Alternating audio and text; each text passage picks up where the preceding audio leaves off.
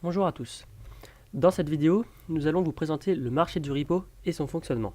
Cette vidéo a été réalisée par Fabien Kfoury et Raphaël Cafort. Voici Albert. Il est trader à HSBC. Il détient un portefeuille avec beaucoup de titres, mais a besoin de liquider rapidement sans pour autant se détacher de ses actifs. Il a eu une idée. Pourquoi ne pas solliciter le marché du repo? Alors, comment ça fonctionne? Tout d'abord, repo signifie Repurchase Agreement et consiste à vendre des titres à une contrepartie en se mettant d'accord pour les racheter à une date ultérieure.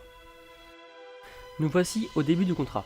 Albert est allé voir la Banque de France afin de lui vendre ses titres. Ici, 100 millions d'euros d'obligations de l'État français.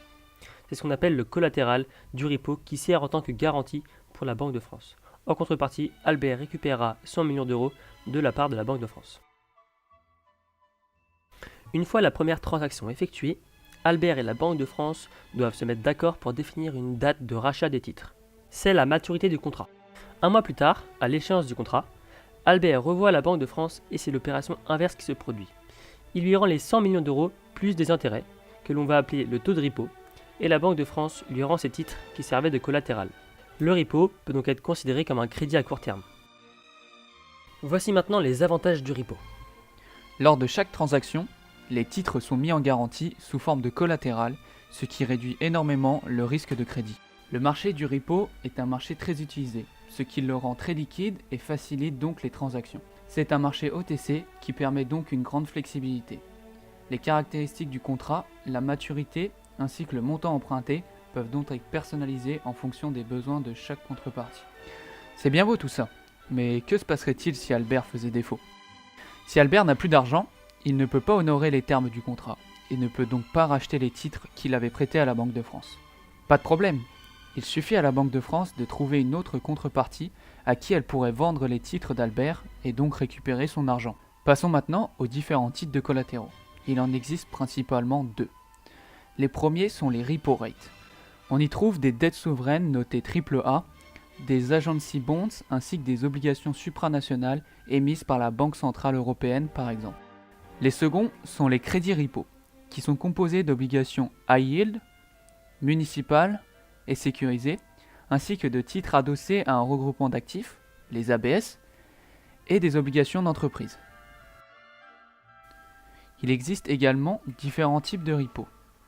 Nous avons déjà vu le repo classique, il y a également le repo reverse et le collateral exchange. Le reverse repo, qu'est-ce que c'est? C'est une transaction identique à un repo, mais du point de vue de l'acheteur. Ici, la Banque de France effectue un reverse repo, car c'est elle qui fournit le cash. Passons maintenant au collateral exchange. C'est une transaction dans laquelle deux contreparties s'échangent des titres, mais de différentes qualités. La contrepartie échangeant des titres de moins bonne qualité paye généralement une prime.